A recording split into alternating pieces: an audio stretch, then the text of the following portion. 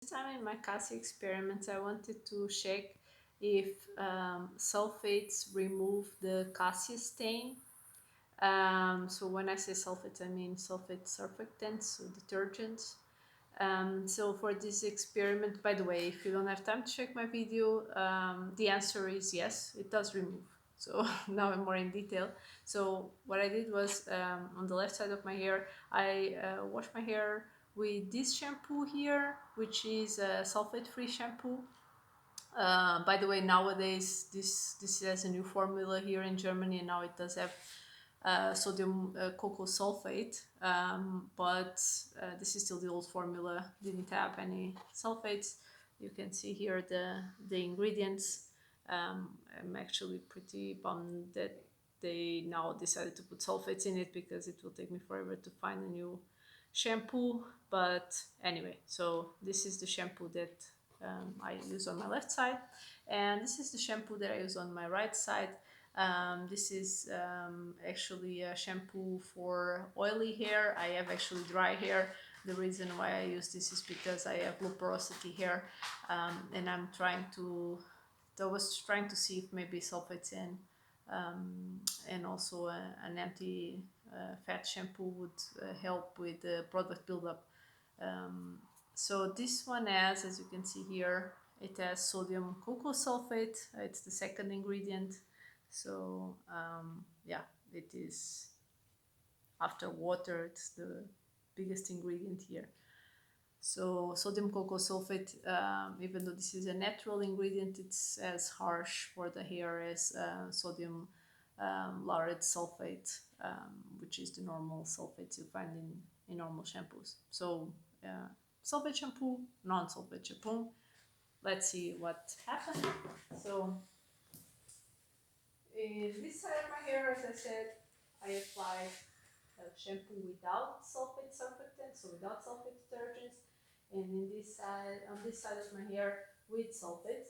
And what I noticed two things. One is that it did remove a bit of the Cassia stain, so it's not like a huge difference, but there is a difference. And this was also, my husband also told me this, so he was completely unaware of my experiment, and I asked him, do you see any difference between the two sides? And he said, well, this side, the stain is not as strong, the color is not as strong, and also it's drier. So both things I also noticed myself. So it's not just subjective, because as I said, he also noticed it even though he was completely unaware of the experiment. So the sulfates not only make my hair drier, which I was already expecting, but they actually remove the stain, as I was also already expecting. I was not sure because now I've been using henna mixed in my dye. So I thought maybe with henna it wouldn't be, maybe it would be a different result, but no, it still removes. And I mean, I only use 1/4 of henna, 3/4 are still cassia. Um, and by the way, another thing I would like to say is it did not remove my buildup. So if you have um, low porosity hair, at least in my case, sulfates don't help. So I got drier hair, but still the same amount of buildup, I would say, even though I don't really apply leave-ins or anything. But yeah, my hair is very prone to buildup. Um, and needs to from time to time be clarified. And usually I use bentonite clay, which leaves my hair very soft, moisturized, and without buildup. And sulfates actually do the opposite. So yeah, just in case that helps you also. Regarding one thing that someone asked me, actually a few people asked me already, is how does my hair look like a while after I color it? So here you can see, because unfortunately I haven't had time to color it. So the last time I colored it was like maybe 5 or 6 months ago, maybe.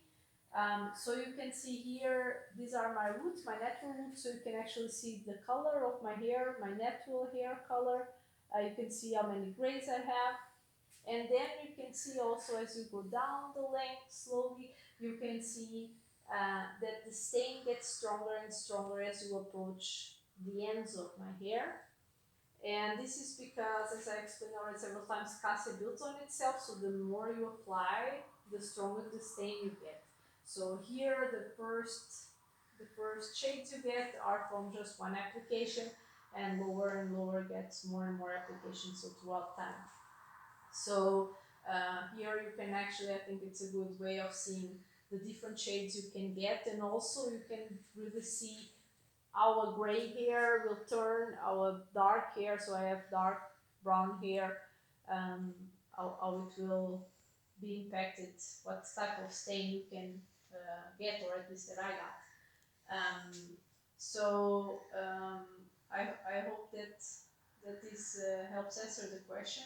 So even though, also another thing I want to say is that uh, because I use henna in my in my mouth, I don't think that I would ever be able to completely remove the stain with sulfates, because then it's very hard to remove. What I assume would happen over time would be that I would probably get more of a reddish shade, maybe. I have no idea. I also don't plan on experimenting. If you want to try that, if you're interested in removing a stain, then maybe you can try with sulfates. But I believe that maybe if you use a lot of henna in your mix, then it might not be very helpful. But if you do use Cassia alone, like I did for the first 3 years when I started dyeing my hair with plants, I used Cassia, 100% Cassia. We have several videos on that.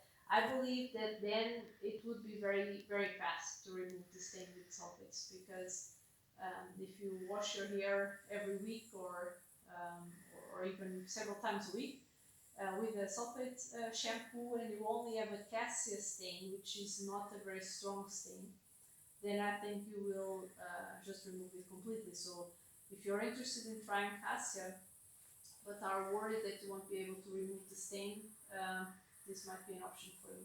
I hope this helped. If you have any questions, feel free to let me know.